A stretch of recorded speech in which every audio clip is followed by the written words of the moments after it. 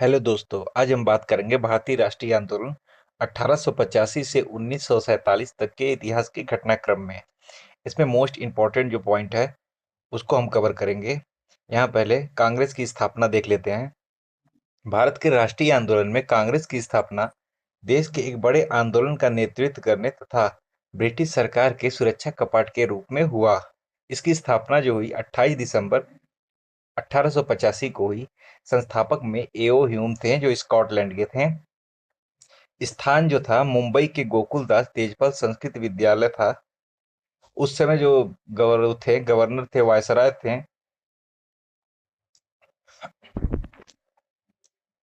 उस समय जो वायसराय थे लॉर्ड डफरिन थे। दादा भाई नौरोजी ने इसका नामकरण भारतीय राष्ट्रीय कांग्रेस किया। पहले इसका नाम भारतीय राष्ट्रीय संघ था। भारत के राष्ट्रीय आंदोलन में कांग्रेस की स्थापना देश के एक बड़े आंदोलन का नेतृत्व करने ब्रिटिश सरकार के सुरक्षा कपाट के रूप में हुआ था। यहाँ पे बात कर लेते हैं कांग्रेस में प्रथम कौन थे। कांग्रेस के प्रथम अधिवेशन के जो अध्यक्ष थे डब्ल्यू सी बनर्जी थे। कांग्रेस के प्रथम मुसलमान अध्यक्ष जो थे बदरुद्दीन तैयबजी थे। प्रथम यूरोपियन जिसने कांग्रेस के अधिवेशन की अध्यक्षता की जॉर्ज यूले। प्रथम महिला जिसने कांग्रेस के अधिवेशन को संबोधित किया था कादम्बनी गांगुली जी थी। प्रथम महिला जिसने कांग्रेस के अध्यक्ष की अधिवेशन की अध्यक्षता की थी एनी बेसेंट जी थी। जिस अधिवेशन में पहली बार भारत का राष्ट्रीय गीत वंदे मातरम गाया गया था 1896 में कलकत्ता अधिवेशन। इस अधिवेशन के अध्यक्ष रहमतुल्लाह सयानी ने स्वयं से गाया था। वंदे मातरम बंकिम चंद्र चटर्जी के उपन्यास आनंद मठ से लिया गया है। यहाँ देख लेते हैं 1905 का बंगाल विभाजन।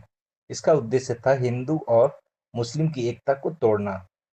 इस समय वायसराय थे लॉर्ड कर्जन। इसे लागू किया 16 अक्टूबर 1905 में।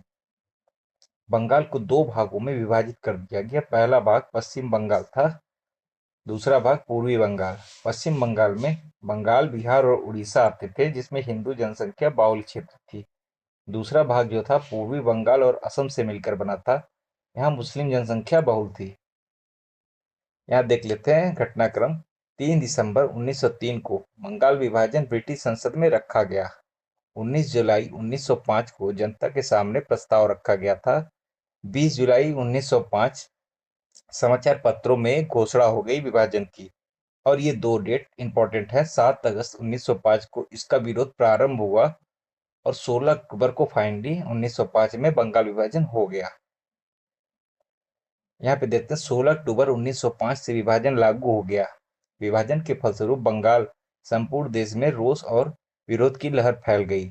16 अक्टूबर 1905 को शोक दिवस के रूप में मनाया गया था।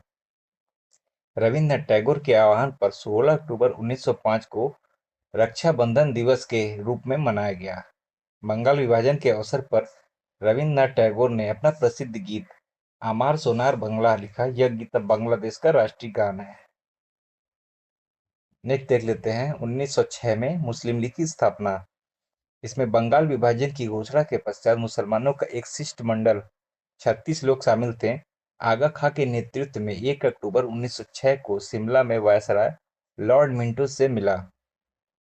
इस शिष्टमंडल ने केंद्रीय और प्रांतीय स्थानीय निकायों में मुसलमानों के लिए पृथक निर्वाचन की मांग की। ढाका के नवाब सलीमुल्लाह के नेतृत्व में 30 दिसंबर 1906 को ढाका में आयोजित एक बैठक में मुस्लिम लीग की स्थापना हुई और इसकी स्थापना 1906 में इसके मुख्य जो थे आगा खां, ढाका के नवाब सलीमुल्लाह और नवाब मोहसिन उल मुल्क थे। मोहम्मद अली जिन्ना यहाँ देख लेते हैं 1913 में मुस्लिम लीग से जुड़े। कांग्रेस विभाजन 1907 के बारे में देखते हैं। 1907 में सूरत में हुआ। यहाँ इसकी अध्यक्षता जो की थी रास बिहारी घोष ने की थी। कांग्रेस का विभाजन हो गया था नरम दल और गरम दल में। उदारवादी और नरमपंथी नेता गरम दल के नेता। यहाँ पे उदारवादी में आप देख लेते हैं दादा भाई नौरोजी, फिरोज शाह मेहता, बदरुद्दीन तैयबजी, गोपाल कृष्ण गोखले, आनंद मोहन बसु, दीनसा वाचा, सुरेंद्रनाथ बनर्जी, रमेश चंद्र दत्त, रासबिहारी घोष, मनमोहन घोष। गरम दल के नेता मोस्ट इंपॉर्टेंट है, नोट कर लीजिए। बाल गंगाधर तिलक, लाला लाजपत राय और बिपिन चंद्र पाल। इन्हें लाल बाल पाल के नाम से जाना जाता। और चौथे जो थे, मुख्य अरविंद घोष। नेक्स्ट देख लेते हैं 1908 का खुदीराम बोस को फांसी दिया जाना। शहीद खुदीराम बोस भारत में ब्रिटिश शासन का विरोध करने वाले सबसे युवा क्रांतिकारी सेनानी थे। उनका जन्म 3 दिसंबर 1889 को बंगाल के मिदनापुर जिले में हुआ था। मुजफ्फरपुर जज के डीएस किंग्सफोर्ड को मारने की साजिश के आरोप में खुदीराम बोस को मुजफ्फरपुर जेल में भेजा गया। मुजफ्फरपुर षड्यंत्र के रूप में भी जाना जाता है। 11 अगस्त 1908 को 18 साल की उम्र में उन्हें फांसी पर लटका दिया गया। यहाँ पे देख लेते हैं 1911 बंगाल विभाजन रद्द हो गया था दिल्ली दरबार के घोषणा में। 1913 में मुख्य बिंदु है गदर पार्टी भारत ब्रिटिश शासन को समाप्त करने के लिए भारतीयों द्वारा आयोजित एक अंतर्राष्ट्रीय राजनीतिक आंदोलन था। इसका गठन 1913 में हुआ। इसका मुख्यालय सैन फ्रांसिस्को अमेरिका में था। इसकी स्थापना मुख्य रूप से लाला हरदयाल और सोहन सिंह भागना के नेतृत्व में हुई। 1914 में प्रथम विश्व युद्ध शुरू हो गया जो 1918 तक चला। 1915 मोस्ट इंपॉर्टेंट, गांधी जी का भारत आगमन। यहाँ से गांधी जी ने राजनीति में सक्रिय भूमिका निभाई। 1916 में लखनऊ समझौता हुआ। यहाँ लखनऊ में हुआ। इसकी अध्यक्षता जो किया अंबिका चरण मजूमदार ने किया। यहाँ पे नरम दल और गरम दल जो विभाजित हो गए थे, इनका एकीकरण हुआ। और एक अन्य घटना कांग्रेस और मुस्लिम लीग में समझौता भी हुआ जो कुछ दिन चला। 1916 में होम रूल लीग आंदोलन की शुरुआत हुई। यह प्रथम विश्व युद्ध के समय प्रथम राजनीतिक प्रक्रिया थी जो आयरिश होम रूल लीग से प्रेरित थी। इस आंदोलन का उद्देश्य राजनीतिक शिक्षा और सार्वजनिक बैठकों आदि के माध्यम से स्वशासन प्राप्त करना था। इसके मुख्य भूमिका में एनी बेसेंट थी और बाल गंगाधर तिलक। एनी बेसेंट ने मद्रास होम रूल लीग की स्थापना की और तिलक ने पूना होम रूल लीग की स्थापना की। 1917 की घटनाएं देख लेते हैं। चंपारण आंदोलन जो मुख्य थी। 1917 में चंपारण बिहार के एक स्थानीय नेता जिनका नाम राजकुमार शुक्ल था, वे गांधी जी से मिलने चंपारण बिहार की स्थिति के बारे में बताया। वहां 3 कठिया प्रणाली के बारे में गांधी जी को जानकारी दी। गांधी जी ने चंपारण चलने को कहा। गांधी जी 19वीं शताब्दी के प्रारंभ में अंग्रेज बागान मालिकों ने किसान से यह करार कर दिया था कि वे अपनी भूमि के 3/20 हिस्से में नील की खेती करेंगे। इसी ही 3 कठिया प्रणाली कहा जाता था। इस सत्याग्रह के बाद रविन्द्रनाथ टैगोर द्वारा गांधी जी को महात्मा की उपाधि दी गई। मोस्ट इंपॉर्टेंट, नोट कर लीजिए। 1918 की जो घटनाएं मुख्य थी, इसमें अहमदाबाद मिल मजदूर घटना थी। चंपारण सत्याग्रह के बाद 1918 में गांधी जी अहमदाबाद के मिल मजदूरों से मिले, उनकी समस्या को समझा। यहाँ विवाद प्लेग के बोनस को लेकर था। जब प्लेग की समाप्ति हुई तो मिल मालिक बोनस को समाप्त करना चाहते थे। मजदूरों ने इसका विरोध किया तथा गांधी जी ने मजदूरों को हड़ताल पर जाने के लिए कहा। नेक्स्ट है खेड़ा आंदोलन जो 1918 में हुआ। इसके बाद उसी वर्ष 1918 में गांधी जी खेड़ा गुजरात में हो रहे किसानों के साथ अत्याचार के विरुद्ध में अंग्रेजों यहाँ पर किसान की फसलें नष्ट हो जाने के बाद भी करों की वसूली की जा रही थी। गांधी जी किसानों को लगान न देने के लिए कहा। इस मामले की जांच के बाद यह निष्कर्ष निकाला कि लगान माफ कर देना चाहिए। गांधी जी के दक्षिण अफ्रीका में किए गए उनके कार्य को लेकर वे भारत में भी काफी चर्चित थे और इन आंदोलनों में सफलता पाते हुए भारत में बड़े नेता के रूप में जाने जाने लगे। नेक्स्ट है रॉलेट एक्ट। जब 1918 में विश्व युद्ध समाप्त हो गया तो उसके बाद ही 1919 में अंग्रेजों द्वारा रॉलेट एक्ट को भारत में लाया गया। परंतु उस एक्ट में भारतीयों के लिए कोई अच्छी बात नहीं थी, जैसा गांधी जी और भारत के लोग सोच रहे थे। क्योंकि हमने ऊपर चर्चा की थी, गांधी जी भारतीयों को विश्व युद्ध में अंग्रेजों की मदद के लिए अंग्रेजी सेना में भर्ती होने का प्रोत्साहन दे रहे थे ताकि विश्व युद्ध के बाद अंग्रेज भारत के लिए कुछ अच्छे कदम उठाएं, पर ऐसा कुछ भी नहीं हुआ। रॉलेट एक्ट में बिना अपील, बिना वकील और बिना दलील के कानून था, जिसमें किसी को भी पकड़कर रैंडमली जेल में डाल दिया जाता था। इसी क्रम में जलियांवाला बाग नरसंहार हुआ। पंजाब के दो लोकप्रिय नेता तेपाल और सैफुद्दीन किचलू की गिरफ्तारी के बाद जनता का आक्रोश तेज हो गया। कई जगह पर हिंसाएं हुई। अमृतसर शहर 13 अप्रैल 1919, इंपॉर्टेंट डेट है, को शाम 5 बजे जलियांवाला बाग में विशाल जनसभा रॉलेट एक्ट के, डॉक्टर सत्यपाल आदि के बारे में भाषण चला रहा था। तभी सैन्य अधिकारी ब्रिगेडियर जनरल रेगिनाल्ड डायर ने फौज द्वारा भीड़ पर गोली चलाने का आदेश दे दिया। इस घटना कांड में लगभग 1500 लोग मारे गए। वैसे सरकारी आंकड़ों के अनुसार मारे गए लोगों की संख्या 389 और घायलों की संख्या 1200 बताई गई।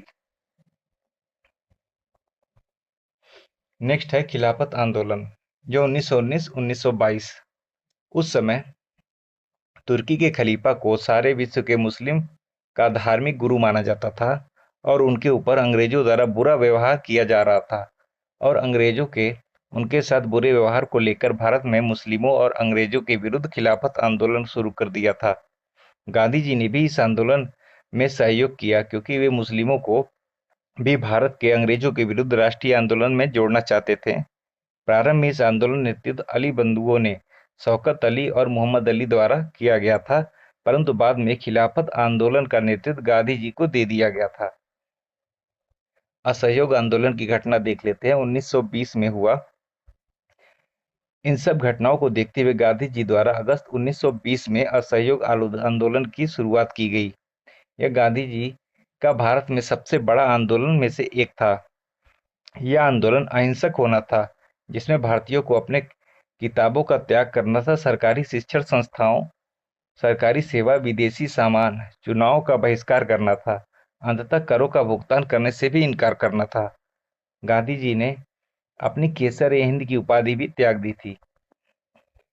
चौरी चौरा हत्याकांड, 5 फरवरी 1922। 5 फरवरी 1922 को गोरखपुर जिले के चौरी चौरा में किसानों के एक जुलूस पर पुलिस वालों द्वारा गोली चलाने पर भीड़ ने थाने को जला दिया, जिसमें 22 पुलिसकर्मी मारे गए थे। इस घटना के बाद गांधी जी ने असहयोग आंदोलन को हिंसात्मक होते हुए देखकर इसको समाप्त करने का निर्णय लिया, परंतु इस असहयोग आंदोलन को समाप्त करने के फैसले की आलोचना बहुत भारतीय नेताओं ने की, जैसे सुभाष चंद्र बोस द्वारा इस फैसले को राष्ट्रीय संकट कहा गया। इसके साथ ही कई नेताओं जैसे चित्तरंजन दास, लाला लाजपत राय, मोतीलाल नेहरू आदि ने इस असहयोग आंदोलन को समाप्त करने के फैसलों की आलोचना की, परंतु गांधी जी ने अपने इस फैसले पर डटे रहे और बाद में सबने इस फैसले को स्वीकार भी किया। नेक्स्ट है स्वराज पार्टी, 1923। इसके बाद कुछ नेता थे जो गांधी जी के विचारों से सहमत नहीं थे। ऐसे में चित्तरंजन दास और मोतीलाल नेहरू, जो गांधी जी के विचारों के साथ सहमत नहीं रहा करते थे, उन्होंने एक नई पार्टी की स्थापना का निर्णय लिया। इस क्रम में चित्तरंजन दास, मोतीलाल नेहरू ने इलाहाबाद में मार्च 1923 में स्वराज पार्टी की स्थापना कर दी। 1924 का कांग्रेस का अधिवेशन देख लेते हैं, जो बेलगांव में हुआ। महात्मा गांधी इसके अध्यक्ष थे। कांग्रेस का 40वां अधिवेशन और एकमात्र अधिवेशन जिसमें गांधी जी अध्यक्ष बने। Simon commission 1928। साइमन कमीशन 3 फरवरी 1928 को विलायत से मुंबई पहुंचा। इसका स्वागत देशव्यापी हड़ताल से हुआ। जब कमीशन दिल्ली पहुंचा तो वहां काले झंडों और साइमन कमीशन वापस जाओ के नारों के साथ इसका विरोध किया गया। साइमन कमीशन जब लाहौर पहुंचा तो लाला लाजपत राय के नेतृत्व में इसके खिलाफ प्रदर्शन किया गया, जहां पर पुलिस के लाठीचार्ज के कारण कुछ ही दिनों बाद लाला जी की मृत्यु हो गई। 1929 का कांग्रेस का लाहौर अधिवेशन देख लेते हैं। जवाहरलाल नेहरू ने इसकी अध्यक्षता की थी। यहीं पर पहली बार पूर्ण स्वराज की मांग की गई। दांडी मार्च 12 मार्च 1930 से 6 अप्रैल 1930 तक चला। यह दांडी मार्च 12 मार्च 1930 को शुरू हुआ और 6 अप्रैल 1930 तक चला था। यह दांडी मार्च गांधी जी द्वारा साबरमती आश्रम से लेकर दांडी, गुजरात तक चलाया गया था। इसमें गांधी जी के साथ भारत के अलग अलग क्षेत्रों से कुल 78 सहयोगियों ने भाग लिया था। इसकी दूरी कुल 241 मील की थी। प्रथम गोलमेज सम्मेलन के बारे में देखते हैं। यह सम्मेलन 12 नवंबर 1930 से लेकर 19 जनवरी 1931 तक चला। यह सम्मेलन सेंट जेम्स पैलेस लंदन में आयोजित हुआ था। इस समय ब्रिटिश सम्राट जो थे जॉर्ज पंचम थे। ब्रिटिश प्रधानमंत्री थे रैमजे मैकडोनाल्ड और गवर्नर जो थे लॉर्ड इरविन थे। इस सम्मेलन में कुल 89 प्रतिनिधियों ने भाग लिया था। ब्रिटिश राजनीतिक दलों के 16 प्रतिनिधि, देशी रियासतों के 16 प्रतिनिधि, ब्रिटिश भारत के 57 राजनीतिक नेता। कांग्रेस का कोई भी प्रतिनिधि इस सम्मेलन में भाग नहीं लिया था। द्वितीय गोलमेज सम्मेलन 7 सितंबर 1931 को शुरू हुआ, जिसमें कांग्रेस ने भी भाग लिया। 1 दिसंबर 1931 को समाप्त हुआ। यह सम्मेलन भी लंदन में हुआ। इस समय ब्रिटिश सम्राट जॉर्ज पंचम ही थे और प्रधानमंत्री रैमजे मैकडोनाल्ड ही थे, बट वायसराय जो थे वो बदल चुके थे, लॉर्ड वेलिंगटन हो गए थे। कांग्रेस के प्रतिनिधि के रूप में महात्मा गांधी एकमात्र प्रतिनिधि जो सम्मिलित हुए थे। महिला प्रतिनिधि के रूप में सरोजिनी नायडू, बेगम जहां आरा शाहनवाज। राष्ट्रीय दल से मदन मोहन मालवीय सम्मिलित हुए और दलित वर्ग का प्रतिनिधित्व कर रहे थे डॉक्टर भीमराव अंबेडकर। पूना पैक्ट देख लेते हैं। 1932 में गांधी जी दलितों के लिए पृथक निर्वाचन मंडल बनाए जाने से बहुत दुखी हुए और 20 सितंबर 1932 से पूना के यरवदा जेल में आमरण अनशन के प्रारंभ किया। मदन मोहन मालवीय, राजेंद्र प्रसाद, सी राजगोपालचारी के प्रयासों से पूना में गांधी जी एवं डॉक्टर भीमराव अंबेडकर के मध्य एक समझौता हुआ था। समझौते के अनुसार दलितों के लिए पृथक निर्वाचन मंडल समाप्त कर दिया गया। प्रांतों में दलितों के लिए सुरक्षित सीटें 71 से बढ़ाकर 147 कर दी गई। तृतीय गोलमेज सम्मेलन के बारे में देखते हैं। द्वितीय गोलमेज सम्मेलन की विफलता के बाद 17 नवंबर 1932 से 24 दिसंबर 1932 तक लंदन में तीसरा गोलमेज सम्मेलन आयोजित किया गया था। तीसरे गोलमेज सम्मेलन में कुछ प्रतिनिधियों ने भाग लिया। इस समय ब्रिटिश सम्राट जॉर्ज पंचम थे, प्रधानमंत्री रैमजे मैकडोनाल्ड और वायसराय लॉर्ड वेलिंगटन थे। इसमें कांग्रेस ने भाग नहीं लिया। इंग्लैंड की लेबर पार्टी ने भी भाग नहीं लिया। मोहम्मद अली जिन्ना ने भी भाग नहीं लिया। 1935 का घटनाक्रम देखते हैं। भारत सरकार अधिनियम बना। 1935 ब्रिटिश संसद द्वारा 1935 में पारित किया गया और 1937 में लागू हुआ। यह लॉर्ड लिनलिथगो के नेतृत्व वाली संयुक्त चयन समिति की रिपोर्ट पर आधारित थी। 1939 द्वितीय विश्व युद्ध की शुरुआत। द्वितीय विश्व युद्ध 1 सितंबर 1939 से 2 सितंबर 1945 तक चला। 1940 में मुस्लिम लीग ने प्रथम बार 1940 में अलग देश पाकिस्तान की मांग कर दी। 1942 में क्रिप्स मिशन आया। क्रिप्स मिशन 1942 में आया। स्टैफोर्ड क्रिप्स ब्रिटेन में विंस्टन चर्चिल की गठबंधन सरकार में श्रम मंत्री थे। क्रिप्स मिशन 22 मार्च से 11 अप्रैल 1942 तक भारत आया। 1945 शिमला सम्मेलन। 1945 में शिमला सम्मेलन आयोजित किया गया। यह भारत शिमला में वायसराय वेवेल और ब्रिटिश भारत के प्रमुख राजनीतिक नेताओं के बीच एक बैठक थी।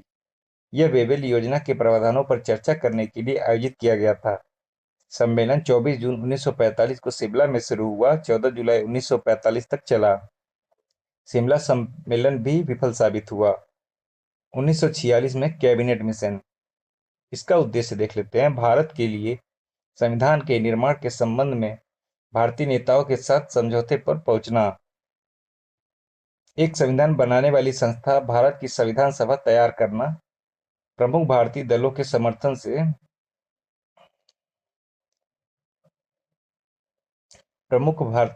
समर्थन से एक कार्यकारी परिषद की स्थापना करना। 1947 में फाइनली देखते हैं। 22 मार्च 1947 को ब्रिटिश भारत का 34वां एवं अंतिम governor general Lord Mountbatten Bharat आया। लगभग 2 महीने की वार्ता के पश्चात लॉर्ड माउंटबेटन इस निष्कर्ष पर पहुंचा कि भारत का विभाजन अनिवार्य है। लॉर्ड माउंटबेटन की योजना के अनुसार भारत और पाकिस्तान 2 अलग देश बना दिए गए।